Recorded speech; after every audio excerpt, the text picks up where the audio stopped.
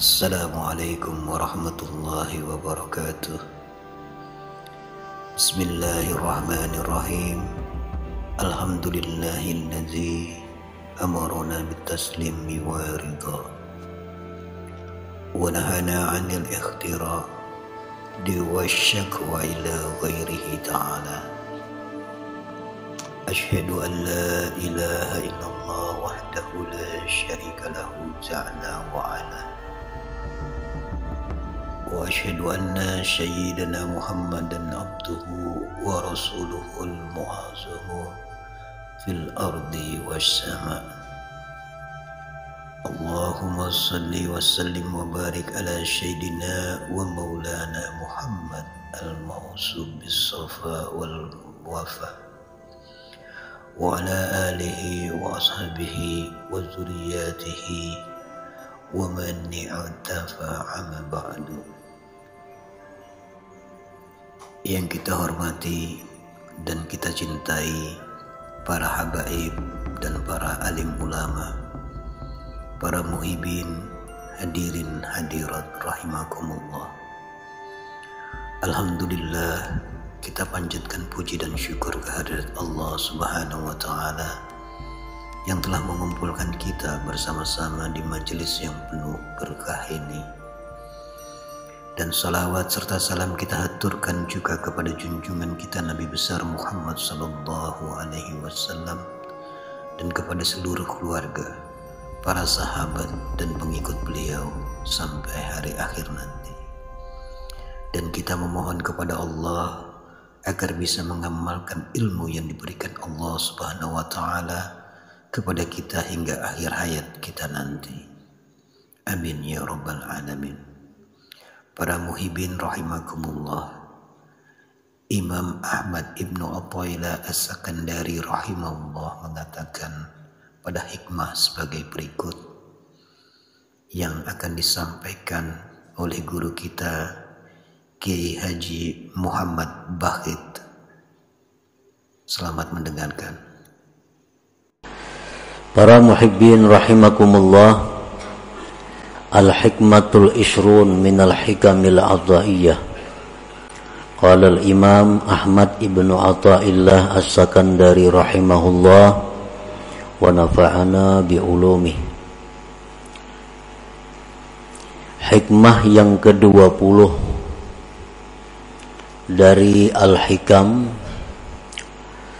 berkata Imam Ahmad bin Athaillah As-Sakandari rahimahullah, ma aradat himmatu salikin antakifa indama kushifa laha illa wa nadathu hawatiful haqiqah alladhi tatlubu amamak wa la tabarrajat lahu zawahirul mukawwanat illa wa nadathu haqa'iquha innama nahnu fitnatum fala takfur.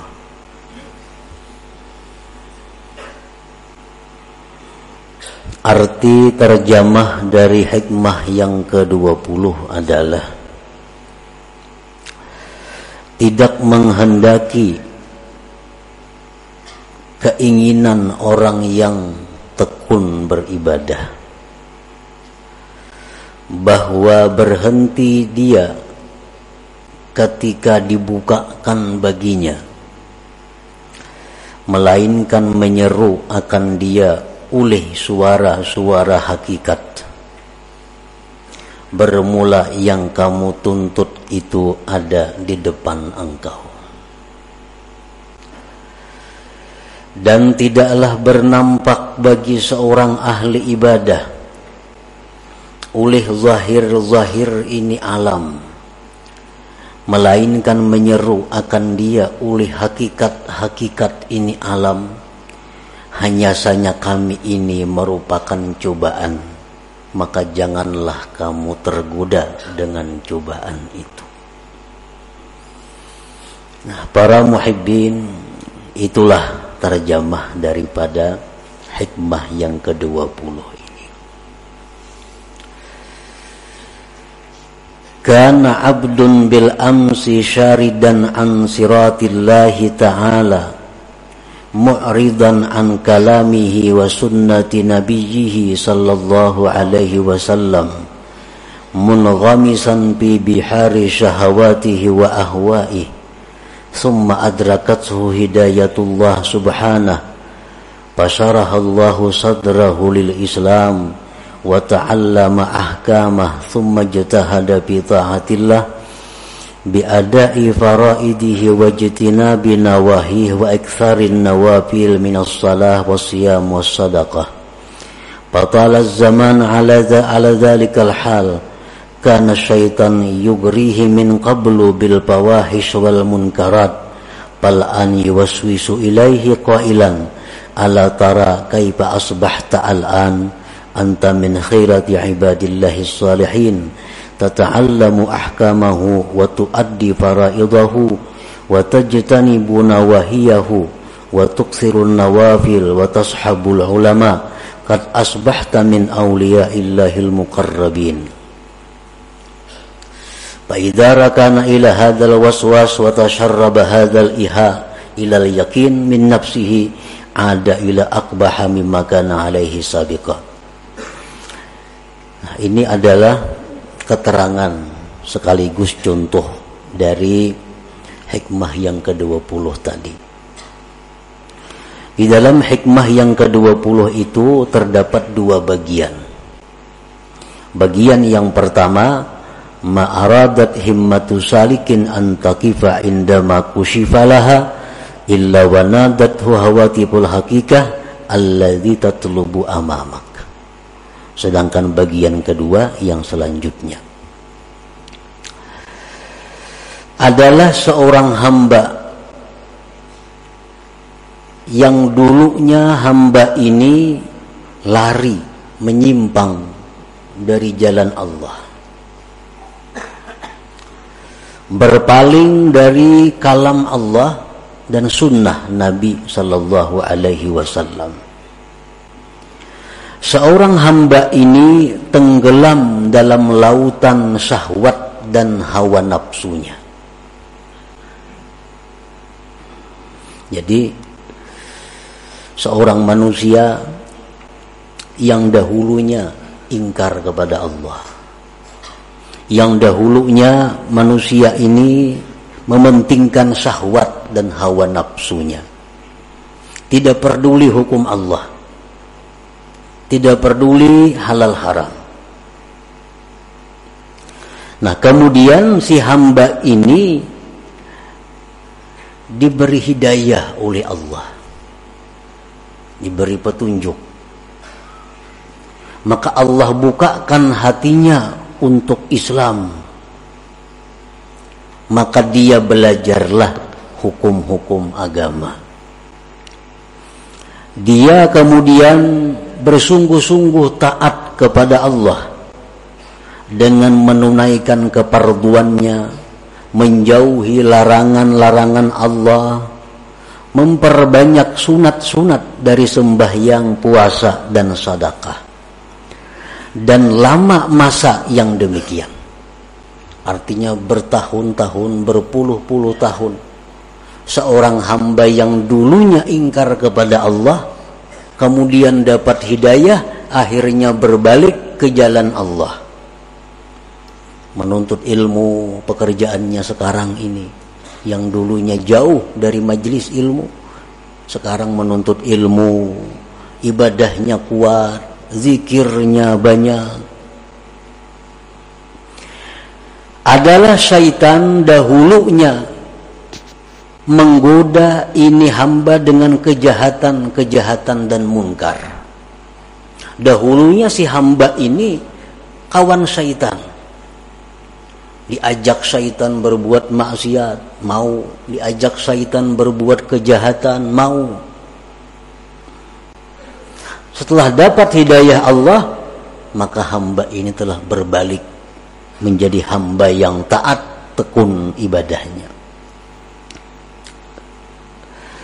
Nah, sesudah hamba tadi tekun dalam ibadah, sungguh dalam menuntut ilmu, syaitan itu menggoda lagi kepada hamba ini. Tapi godaannya bukan seperti dulu. Mari minum arak, mari berjudi, mari berzina, mari melakukan riba. Itu godaan dahulu, kada mampan lagi. Karena ini orang sudah dapat hidayah dari Allah, sudah menuntut ilmu, sudah rajin ibadah. Nah, syaitan itu menggoda dia. Dengan apa godaan syaitan? Ala tara kaifa asbahta al'an. Oh si fulan, ya syaitan, apakah tidak kau lihat diri engkau sekarang ini? Engkau sekarang termasuk hamba Allah yang pilihan. Nah, engkau sekarang sudah masuk dalam hamba Allah yang pilihan. Engkau belajar hukum Allah, engkau menunaikan keparduan, engkau sudah menjauhi larangan, engkau sudah banyak melakukan yang sunat-sunat, engkau sudah dekat dengan para ulama-ulama. Sekarang engkau, ujar syaitan, termasuk aulia Allah al-muqarrabin. Sekarang engkau wali. Dahulu ikan buntat, sekarang engkau wali. Ibadah engkau luar biasa, menuntut ilmu siang malam. Jadi engkau sekarang ini, ujar syaitan, sudah menjadi waliullah, sudah menjadi wali Allah.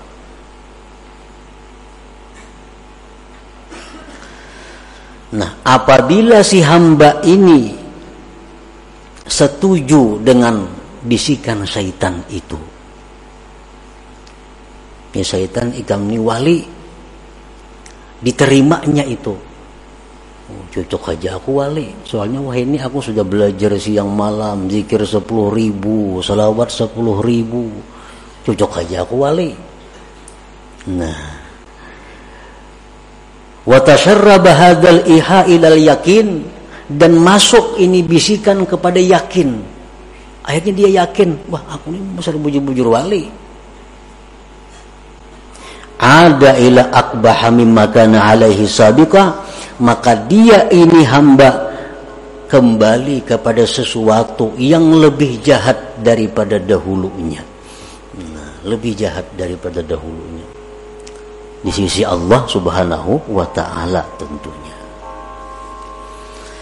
Nah, jadi artinya kalau kita dahulu banyak maksiat kepada Allah, dahulu kita ingkar dengan hukum Allah, sekarang dapat hidayah, menuntut ilmu, banyak zikir, banyak amal.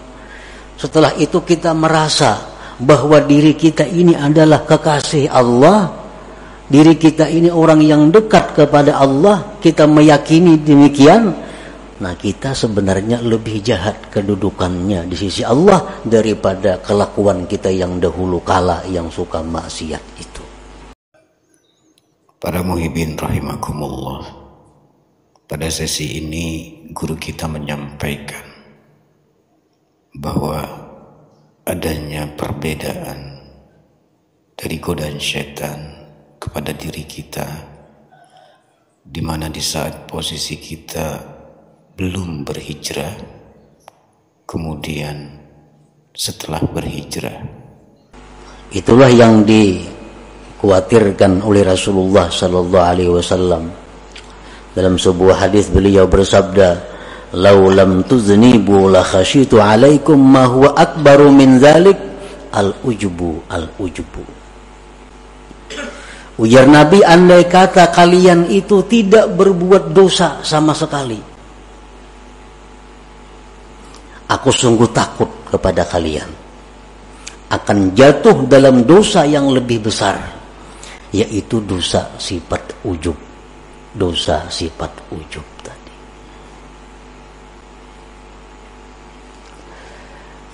Sayyidatina Aisyah radhiyallahu anha, beliau ditanya, mata yakunur rajul musi'a? Qalat idza zanna annahu muhsin. Kapan seseorang itu dikatakan jahat di sisi Allah?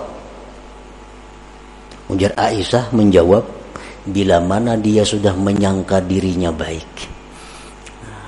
Bila mana kita menyangka diri kita ini sudah baik, berarti kita orang yang jahat di sisi Allah Subhanahu wa ta'ala. Nah, ini keterangan daripada bagian yang pertama daripada hikmah yang ke-20 tadi. Nah, para muhibbin rahimakumullah.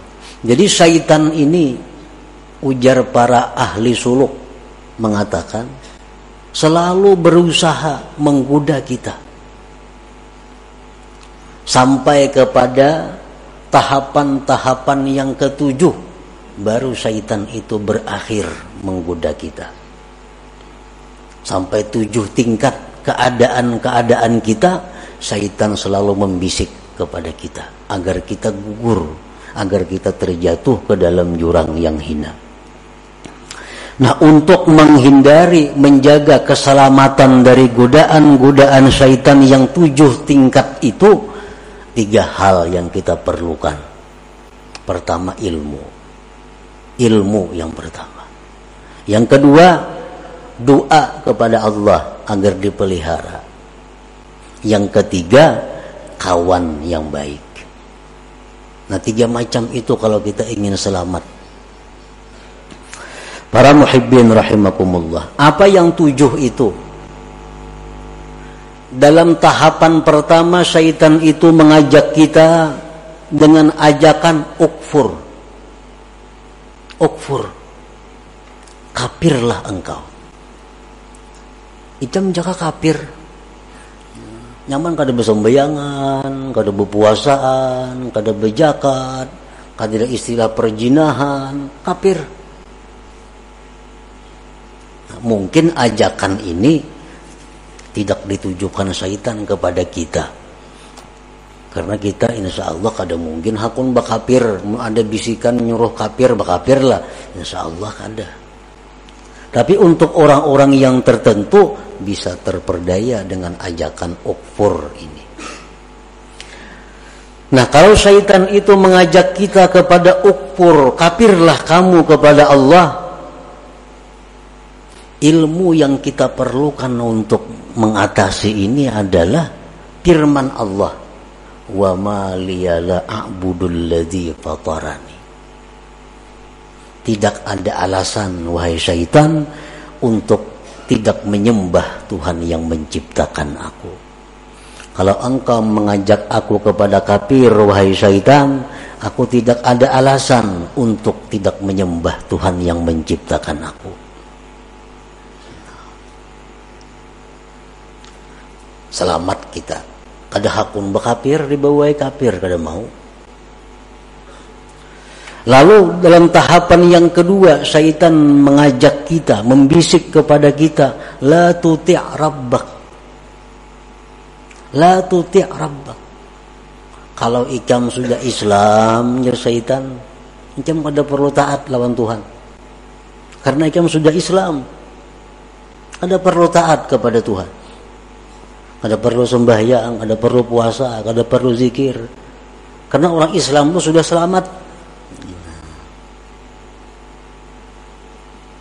Menghadapi ajakan ini,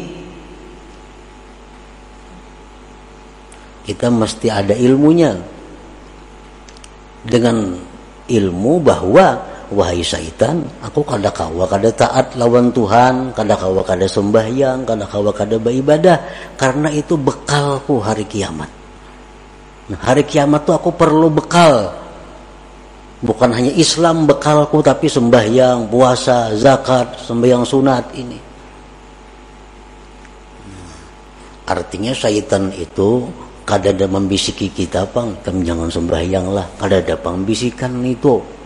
Cuman dalam hati kita nih ada, dalam diri kita ada muncul asa kada hendak sembahyang. Nah itu iya bisikan syaitan, jangan sembahyang, nyernya membubungi jangan sembahyang tuh kada ada, bang. Jangan sembahyang, kadakah itu. Cuma dalam hati kita nih malas sembahyang, malas puasa, malas zikir. Nah itu bisikan syaitan. Yang kita atasi dengan apa? Dengan bekal. Ini mati perlu bekal. Orang hendak ke Banjar aja besangu duit. Nah, apalagi mati. Bekalnya mati apa? Sembahyang, banyak zikir, banyak puasa, dan lain-lainnya. Nah, jadi kalau syaitan mengajak kita, dalam hati kita ini ada bisikan-bisikan yang malas untuk ibadah, kita tentang, kita lawan bahwa syaitan, bahwa aku ini perlu bekal untuk akhirat karena aku pasti mati. Nah, 2 tahap syaitan menggoda kita. Tahap yang ketiga, ujar hati nih nang dibisiki syaitan, ayo ikam banyak-banyak beramal, banyak-banyak sembahyang, tapi kaina bila tuha. Nah, bila tuha aja lagi anom berhemat napa? Karena nang dipandang tuh akhir umur. Ikam walaupun wahini pak ibadah, kalau akhir umur karena ikam jahat jadinya. Jadi baik wahini berjahat, karena akhir umur hanya berbaik. Nah, ini mungkin seringkali datang ke dalam hati kita. Ini sering datang ke dalam hati kita. Padahal itu adalah syaitan. Kaina gin, amal banyak. Kaina sudah tuha. Kaina aja sembahyang tahajud, amun sudah tuha. Pada orangnya umur 60 sudah ini. Nah, bila lagi tuhanya. Kaina aja nuntut ilmu bila sudah tuha. Kaina aja bila sudah tuha. Nah, apabila dalam hati kita ada bisikan seperti itu, kita punya ilmu bahwa umur itu di tangan Allah. Umur kada pandang tuha muda, kada pandang sihat sakit. Kalau sampai mati, jadi kada kawa menunda-nunda amal itu. Bila ini hendak beribadat, gawi, laksanakan, kada perlu menunda. Nah, para muhibbin rahimakumullah, syaitan itu hati kita ini dibisikinya lagi. Jadi syaitan, kalau engkau memang hendak beramal beribadat juga, ajil, lakasi beramal. Sembahyang jam 1000 rakaat semalaman kayak Zainal Abidin, atau 500 rakaat kayak Imam Lakasi. Nah, digasaknya kita oleh syaitan supaya banyak-banyak beramal. Tujuannya apa? Bila kena banyak kita busan ampe. Atau lagi tujuan syaitan bila banyak-banyak itu berancap-ancap kada sempurna. Sembahyang kada bertumak ninah jadinya. Itu tahapan yang keempat daripada syaitan, bahwa segera. Nah, ini kita atasi syaitan dalam hati kita bisiki, aku beramal kada perlu belaka-lakas, yang penting aku sempurna. Kada perlu berancap-ancap, karena begitu ada niatku sudah beramal itu sudah masuk. Perlahan kita gawi, perlahan sembahyang, perlahan baca Quran kita perlahan. Nah, tahapan yang kelima, syaitan ini menggoda kita lagi dengan godaan apa? Nah, syaitan kalau ikam sudah perlahan itu, ikam tunggu, ikam akan dipuji oleh seluruh makhluk. Ikam akan dipuji oleh manusia, ikam akan dipuji oleh orang-orang besar karena mengakui kehebatan engkau. Ikam ahli ibadah, ibadahnya bagus. Nah, supaya kita ini ria. Nah, kita atasi dengan demikian, wahai syaitan, aku beribadah kada mengharapkan pujian orang. Aku beribadah kada mengharap penilaian orang. Yang kutuju itu adalah penilaian Allah. Aku cukup Allah yang mengetahui aku beramal, kada perlu orang lain.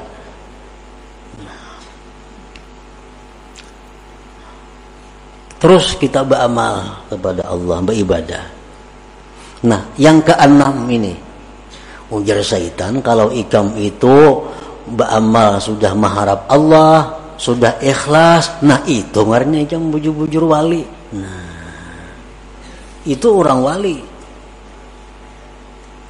Ini yang dimaksud dengan hikmah yang ke-20 ini. Ma'aradat himmatu salikin antaqifa indama kushifalaha illa wa nadathu hawatibul haqiqah alla yatlubu amamaka. Nah, sekarang engkau sudah wali di syaitan. Ikam beramal perlahan, teratur, ikam mengharapkan sudah karena Allah. Ikam sekarang sudah waliullah. Nah, bila kita ma'asisi itu, bila kita membujuri ampun syaitan mengatakan bahwa kita ini sudah wali, nah disitulah kita hancur. Nah, disitulah kita terjatuh lebih dalam daripada jurang nang dahulu kita berada.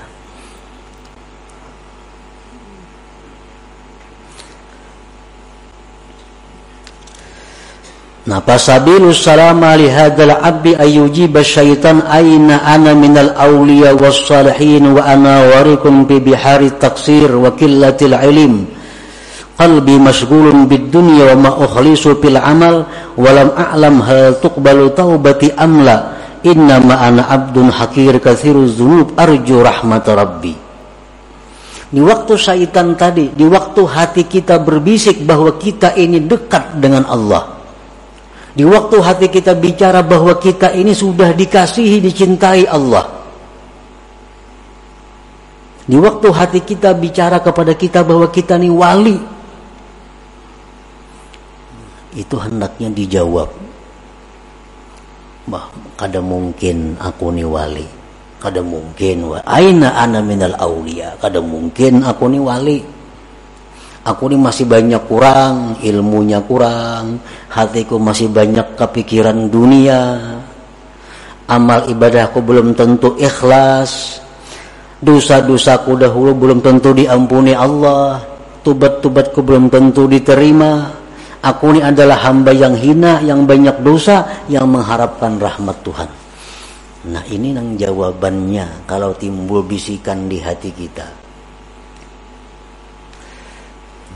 Itu yang dimaksud dengan wanadathu hawatibul haqiqah alla yadlubu amamaka. Aku ini masih banyak dosa, walaupun aku beribadat, walaupun aku baca Quran, tapi dosa-dosaku dulu belum tentu diampuni Allah. Tobat belum bisa diterima, belum tentu diterima. Nah, bila kita mampu menentang yang demikian tadi dengan perasaan-perasaan bahwa kita masih hina, kita masih banyak dosa, kita masih jauh dari Allah,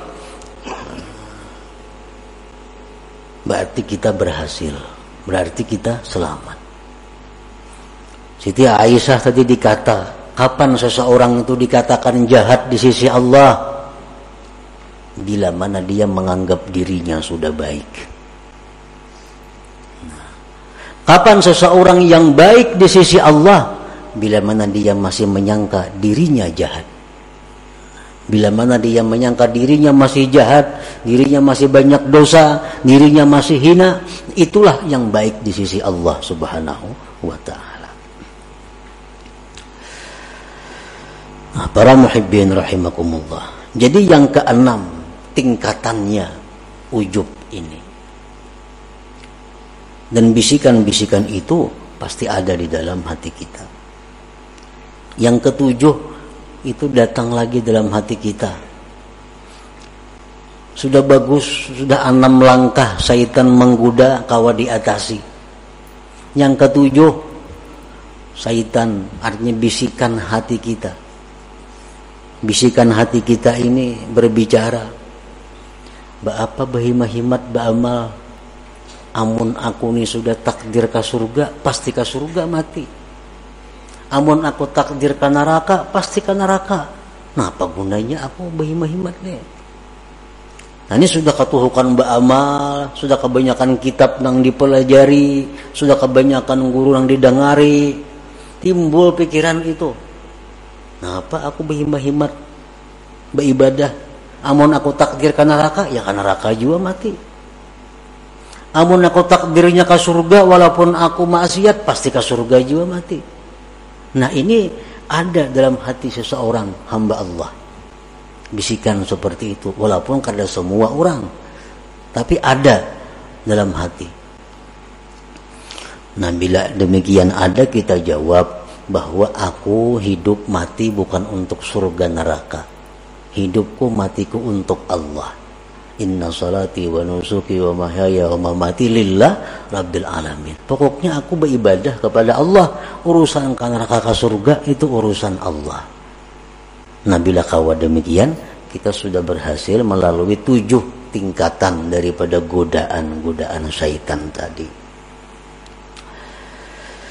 Nah, para muhibbin rahimakumullah, bagian yang kedua daripada hikmah yang ke-20 ini adalah as-saliku bi asna'i sulukihi katazharu lahu anwa'ul khawarik kastijabatid du'a wa iqbalil khalqi wa tawsi'ah fid dunya wal masyi 'alal ma' wal ittila' ala asrarin nas fa idza rakana ila hadhihi wa lam yaj'alha fitnah ihtajaba 'anillah subhanahu wa ta'ala.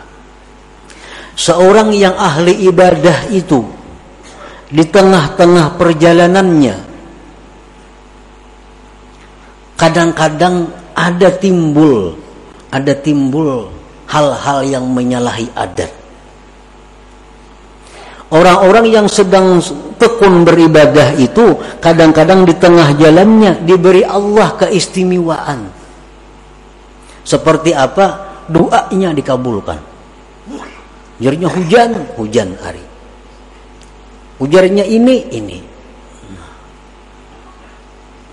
Itu contohnya. Seperti bisa berjalan di atas banyu umpamanya. Seperti mengetahui isi hati manusia. Nah, itu sebenarnya adalah fitnah, cobaan. Apabila seorang ahli ibadah ini senang dengan demikian, maka dia terdinding dari Allah Subhanahu wa ta'ala. Artinya apa? Ini sudah zikir banyak kepada Allah, salawat banyak, sembahyangnya banyak, semuaan banyak ibadah-ibadahnya. Diberi Tuhan keistimewaan. Doanya mustajab, orang-orang datangan kepadanya.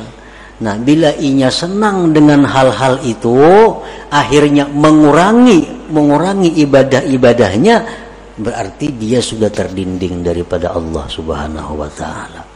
Nah, jadi di pertengahan umur di mana kita sedang tekun beribadah, itu Allah beri kita keistimewaan bahwa itu adalah fitnah, itu ujian.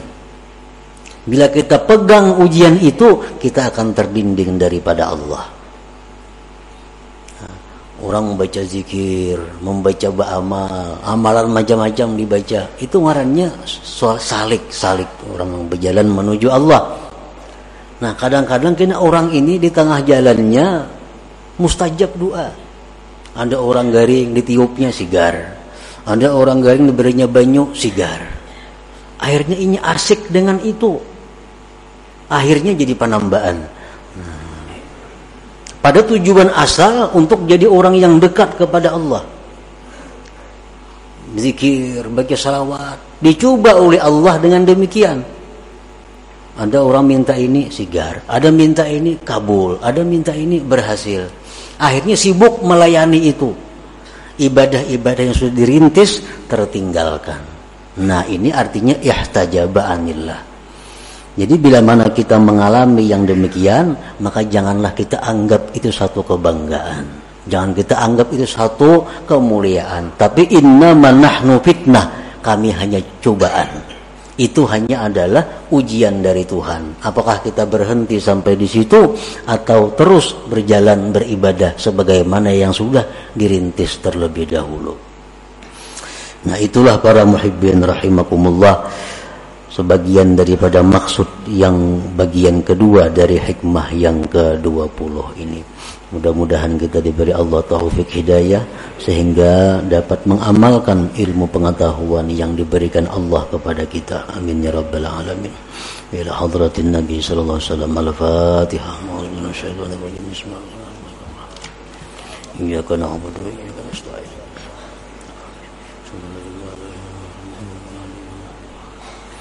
Ya Allah biha, ya Allah biha, ya Allah bihusnil khatimah. Ya Allah biha, ya Allah biha, ya Allah bihusnil khatimah. Allah biha, ya Allah biha, ya Allah bihusnil khatimah. Fa ya ayyuhar rajul minhu syafa'atan عليه وسلم تسليما اللهم صل وسلم وبارك على